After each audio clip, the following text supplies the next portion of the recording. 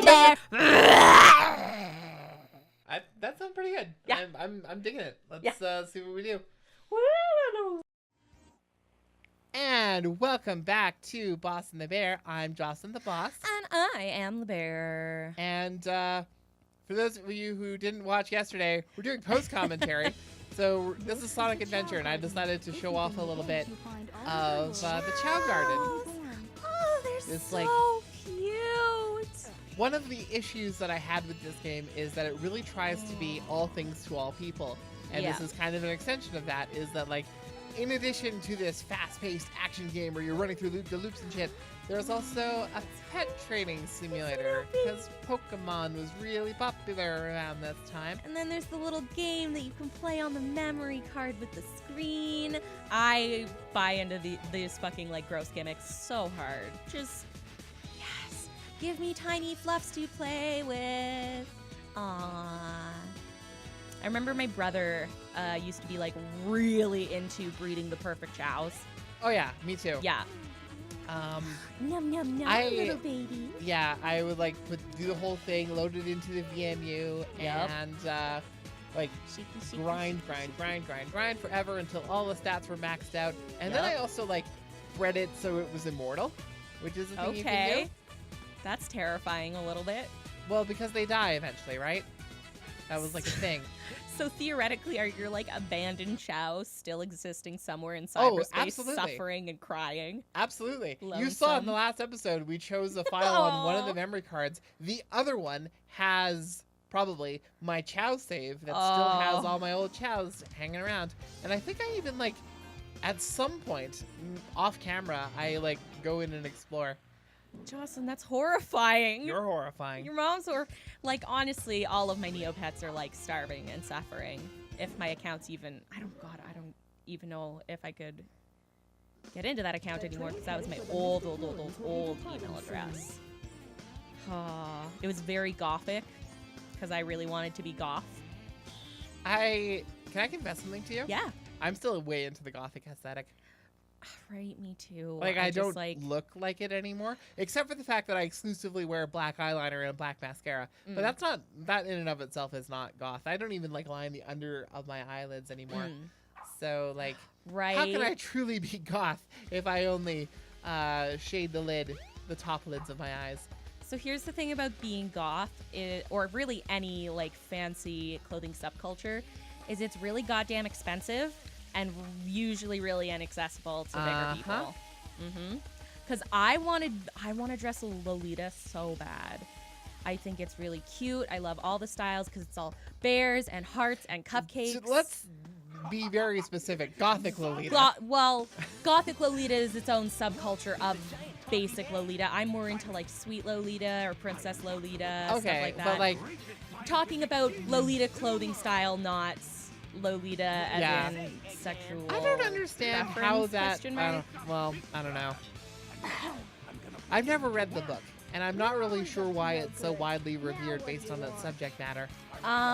Okay, here's the thing about the book Lolitas. I've actually read it, and, like, when you read it, if you read it with, like, any amount of, like, sensing for sarcasm and stuff like that, like, you get a real feeling that the voice of the, like, it's from the point of view of the guy. Yeah. And you're supposed to hate him. You're supposed to loathe him. You're supposed to think he's absolutely revolting. Because, like, if you look even slightly past the veneer that he puts upon, you can tell that this girl is being forced into this and that she doesn't want it, despite the fact that he actively describes it as being a consensual thing. And you're not supposed to take it like that. But then a lot of people took it like that. Oh, boy. And then that made, and because... And then things got weird. Yeah. It has to do with, like, people being like, oh, this book is so revered, reading it, not understanding the message fully, and then going, oh, this is... Okay, I get it. They're glorifying this sort of relationship. It must be cool. And That's it's like, really interesting. No! That's really interesting that happened with that. Because, like, this is part of a conversation that I'm kind of perpetually involved in. Yeah. Is, like, a lot of people say nowadays fandom is so weird and fandom is entitled, and, like, fans of today are just the weirdest people, but like I think fandom has always been actually like that. I know for a fact fandom has always been weird. It's like just they didn't have the internet to like fast-paced spread the things people were thinking and they saying. didn't have the internet echo chamber, Yeah. which I think is a real thing. Absolutely. Fuck this boss fight. Right? Right. So talking about the game really quickly, because Yeah. this is supposed to be game commentary. This boss fight sucks, and it sucks because it's like wait for an opportunity to attack and then attack. Like Yeah. it's just dodge attacks, dodge attacks, dodge attacks, and then attack. And I hate that style. I prefer a boss fight where you're actually engaged in the battle and have some agency Yep. over how the whole thing plays out. Absolutely. Anyway. Yeah. But yeah, like recently, popular YouTuber and one of Bear's many thirst crushes, Oh God, I don't. Bomber guy, Yeah. Henry My Bombsman, boy. as I sometimes call him, among other nicknames that I have given him. He put out a video Harold about Bomberman. Sherlock. Harold Oh Bomberman. God, what a good video. And My God. yeah, a big video about Sherlock, the BBC series, and it talks a little bit about like the original literary Sherlock Yeah. that Arthur Conan Doyle killed off because he didn't want to write the character anymore. 'Cause bored. he felt like he was pigeonholed into like just writing Sherlock stories. He wanted to 10 grow. years, the fans kept writing him letters and like Bring him begged back. him to bring him back in some capacity. And he, like it was during that period he wrote Hound of the Baskervilles, which like he said canonically takes place before the final problem, Yeah. but then eventually like really did write a story where he comes back for realsies. And like that's a case of like fandom making demands of creators and stuff like that. Right? Probably a little shit, but also like Sherlock Holmes continues to be an enduring, popular, extremely well-known character. I don't necessarily. I get it. I get it. I fall for all the Sherlock stuff every goddamn time.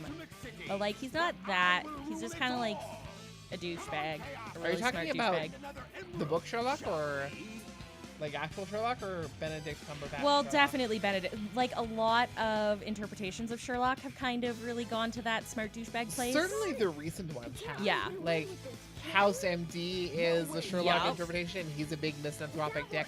I've been watching Elementary, and he's also got that whole like, blah, I'm better than everybody, and also kind of an asshole all the time. I But mean, people hate me because I'm smarter than them, and it's like, no, it's because you treat people like garbage. yeah, and like I really don't like that in Yeah. modern stories. The like misanthropic genius that everyone is just hopelessly sexually attracted to. It's actually the Right. reason why I couldn't get into Mr. Robot. I don't know that show. It's like the talk of the town right now among nerds. Like it's Oh. a show you gotta be smart to understand. Blah blah blah Eh. blah blah. And to its credit, I mean, it does a lot of really cool stuff, but it does have like this kind of like very misanthropic, kind of a jerk Yeah. protagonist who like makes a big deal about how smart he is and everybody. And for some reason, there's like 4 women tripping over themselves to try to. It's very wish fulfillment-y. Yeah. So. And like, I'm a little over it. Yeah. Because that doesn't really happen. It's some people Right? do find intelligence attractive.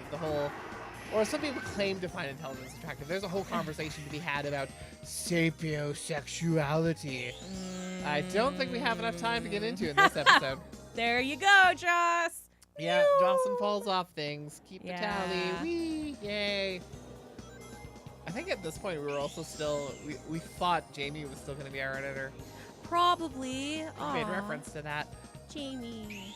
If you happen to ever watch this, Jamie, still love you, by the We way. still love you, and you're welcome to hang out anytime. Anytime. Anytime. We should like have. We should have. Friends? Our non-editor. Social editor lives? on the show. What was I saying?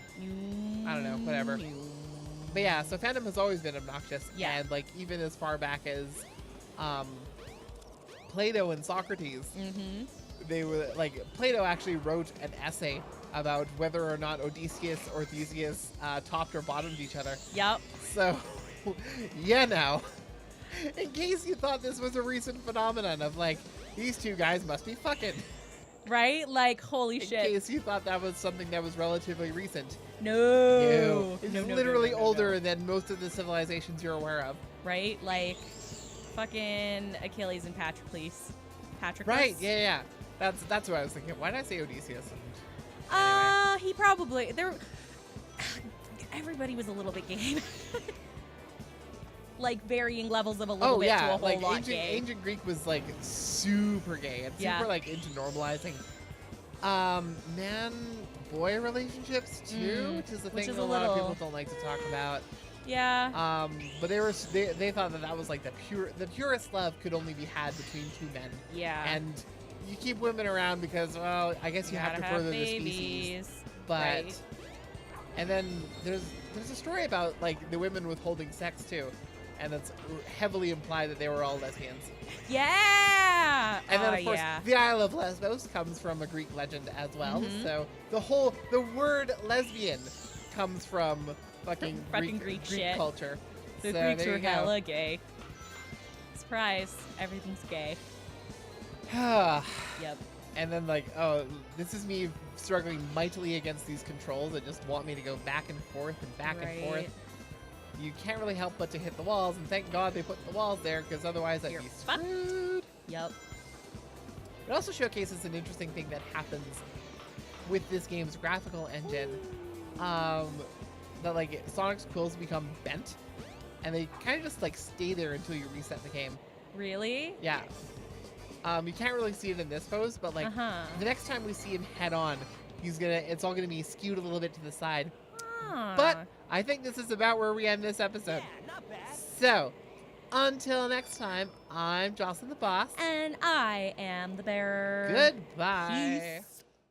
Boss and the bear.